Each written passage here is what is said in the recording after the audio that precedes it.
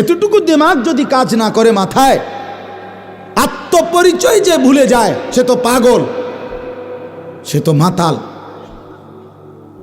নিজের পরিচয় যে জানে না, নিজেকে যে চেনে না, সে তো মাতাল, সে তো প্রতিবন্ধী।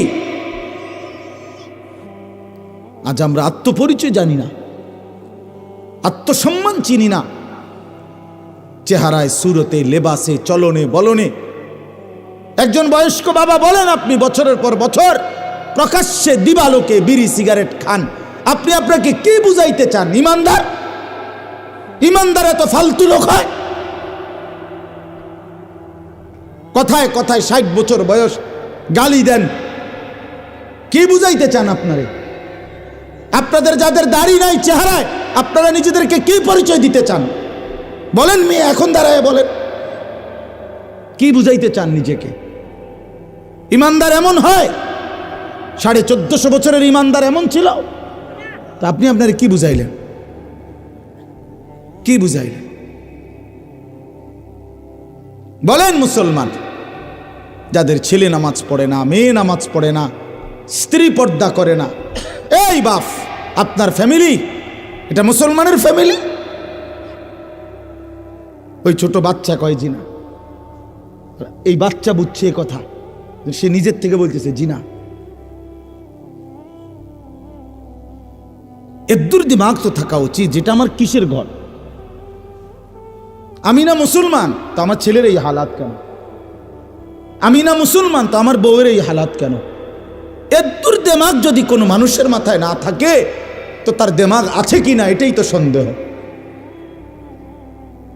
তার মাথায় কোনো ঘিলু আছে কিনা এটাই তো সন্দেহ। বাবা, ইনসাফের সাথে ভাবেন।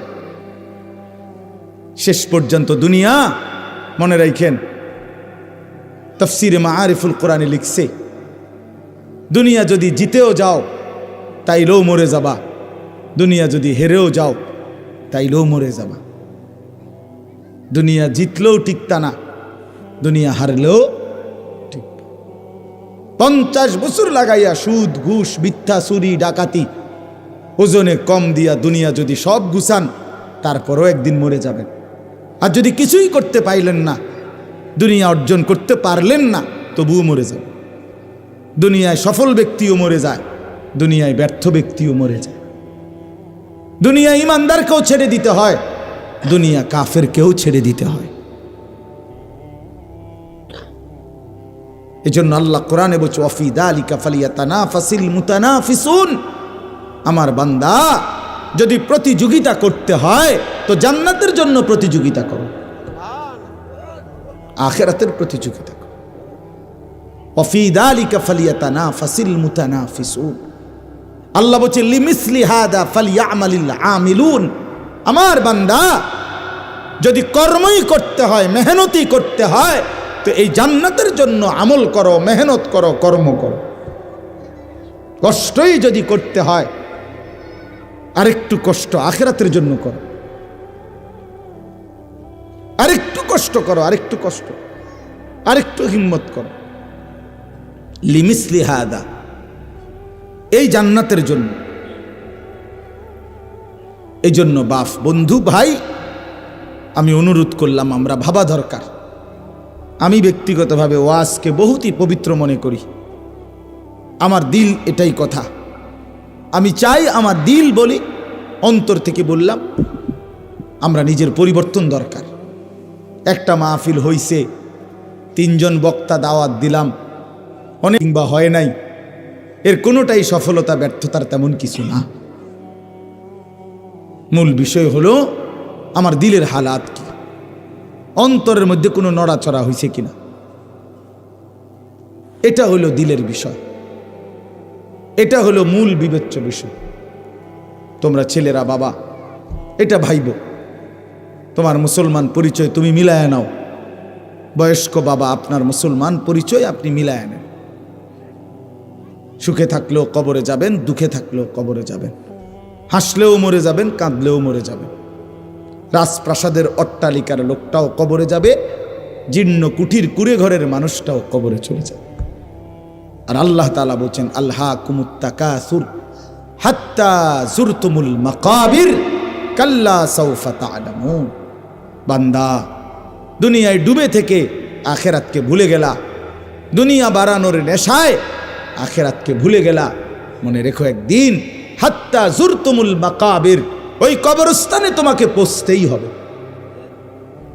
কবর তোমারে ছাড়বে না। আর কাল্লা সাউফা তা'লামুন, সাবধান বান্দা, সেদিন কবরে আসলেই তুমি জানবা, তুমি বুঝবা আমি আল্লাহর নাফরমানির শাস্তি কি। আমি তোমারে বুঝাই দেব। কবরের প্রথম ঘন্টায় আমি টের পাওয়ায় দেব আমার এক এক নাফরমানির শাস্তি কি। ওয়া ইউকাইয়াদু লাহু মালাকুন আ'মা ওয়া আসাম্মু ওয়া আবকাম। নবীজি বলেন, নাফরমানের কবরে এমন একজন ফেরেশতা আল্লাহ তাআলা পাঠাবেন, যেই ফেরেশতা অন্ধ, বোবা, বধির, কানে শোনে না। ইউদরাবু লাহু বিমিতরাকাতিম মিন হাদিদ দারবাতান বাইনা উদুনাইহি। ওই ফেরেশতা নাফরমানের কবরে দুই কান বরাবর এক একটা লোহার হাতুড়ি দিয়ে আঘাত করবে। ফায়াসিহু সাইহাতান, নাফরমান এত জোরে চিৎকার করবে, ইয়াসমাউহা মান ইয়ালিহি ইল্লা সাকালাইন। নবী বলেন, মানুষ এবং জিন ব্যতীত আল্লাহর সমস্ত সৃষ্টি বেঈমানের চিৎকার শুনতে পাবে।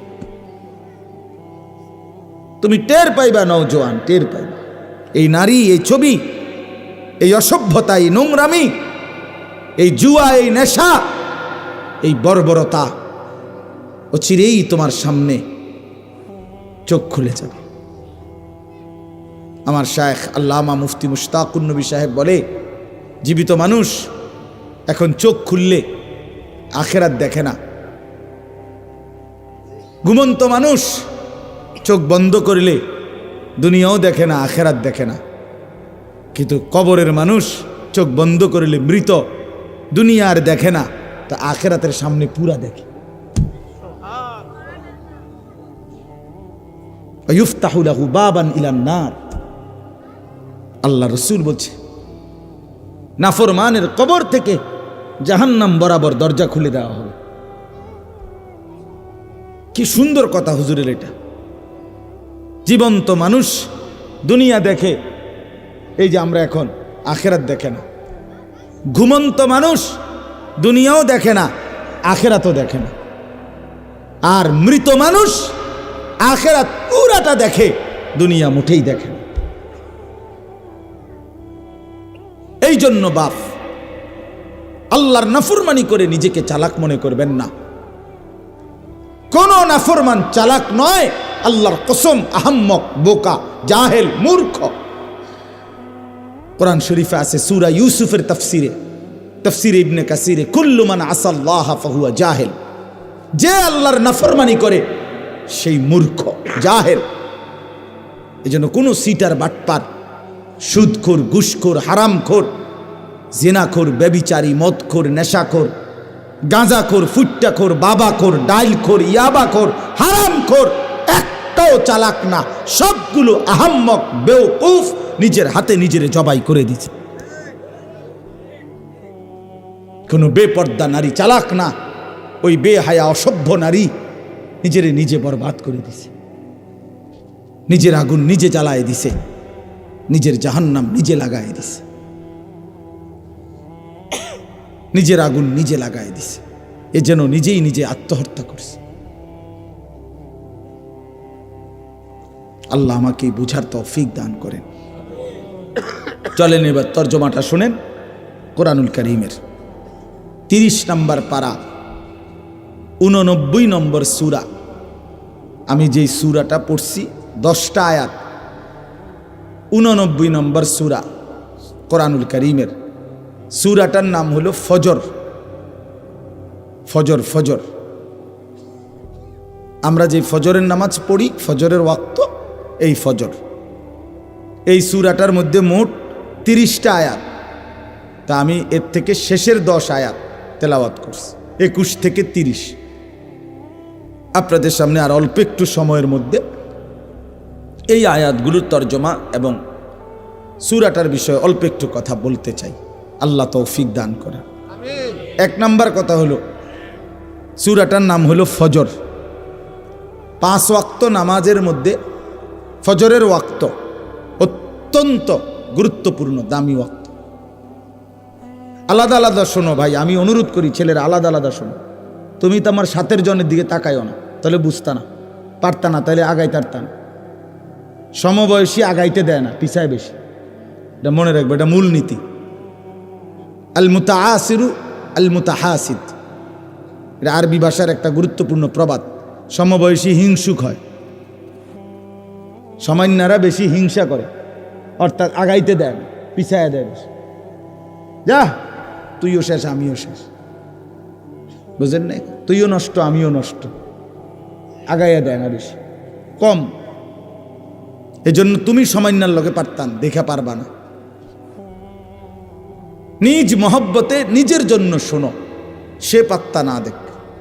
কোরআন শরীফে আছে, জান্নাতি বান্দাদেরকে হাসরের ময়দানে দেখে জাহান্নামী নাফরমানরা বলবে, হায় হায়, তুমি তো আমাদের সাথেই ছিলা, আমগো এলাকাতেই তো তুমি দেখতাম তোমারে, তুমি এই কামটা কেমনে ঘটাইলা?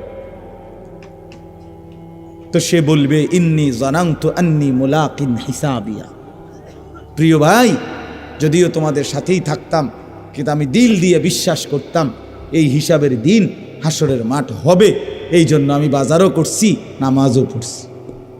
তুমি টের পাইছো না, তুমি আমার বাজারটা দেখছো, আমার নামাজটা দেখো। আমি ব্যবসাও করছি, হালালও রোজগার করছি। আমি জানতাম আন্নী মুলাকিন হিসাবিয়া, এই হাসরের ময়দান হবে, এই হাসরের ময়দান হবে। এই জন্য প্রিয় ভাই, আলাদা শোনা দরকার, আলাদা। যার যার বয়ান যার যে শুনবেন, দেখবেন আপনার দিলের মধ্যে তখন আস্তে আস্তে ধীরে ধীরে অনুভূতি যাবে। অনেকের মাঝখানে থাইকেই হঠাৎ জিন্দিগি বদলে যাবে, পরিবর্তন হয়ে যাবে ইনশাআল্লাহ। তাইলে এটা ফজর, এই সূরার নাম। 5 ওয়াক্ত নামাজের মধ্যে অত্যন্ত গুরুত্বপূর্ণ একটা ওয়াক্ত, ফজরের ওয়াক্ত। ফজরের ওয়াক্ত, এই সূরার প্রথম আয়াত আল্লাহ তাআলা কসম করছেন, ওয়াল ফজরি, আল্লাহ বলেন আমি আল্লাহ কসম করলাম ফজরের ওয়াক্তের। তো আল্লাহ তাআলা যেটা কসম করেন সেটা অনেক দামি হয়। এজন্য ফজরের ওয়াক্ত আল্লাহ তাআলার নিকট অত্যন্ত দামি। এজন্য আল্লাহ নিজে ফজরের নামাজের ওয়াক্তের কসম করেছে। 2 নাম্বার, ফজরের ওয়াক্তের ব্যাপারে আল্লাহ বলেন, ফজরের নামাজের ব্যাপারে, ইন্না কোরআন আল ফজরি কানা মাশহুদা। কোরআন শরীফে আছে, আল্লাহ বলে নিশ্চয়ই ফজরের নামাজ সমাবেশের সময়, অ্যাসেম্বলির সময়, আমার বান্দাদের একত্রিত হওয়ার সময় ফজরের ওয়াক্ত। অর্থ কি? তাফসিরের মধ্যে আছে, নবী সাল্লাল্লাহু আলাইহি সাল্লাম ব্যাখ্যা করে বুঝাইছেন, আল্লাহর এই জমিনের মধ্যে সারা রাত কোটি কোটি ফেরেশতারা পাহারাদারি করে, বিভিন্ন দায়িত্ব পালন করে আল্লাহর পক্ষ থেকে। কোটি কোটি ফেরেশতা আছে, আমাদের সাথে অনেক ফেরেশতা। এই ডান কাঁধে বাম কাঁধে যে 2 জন ফেরেশতা, আমাদের সাথে শুধু এই 2 জন না, আরো আছে প্রত্যেকের সাথে।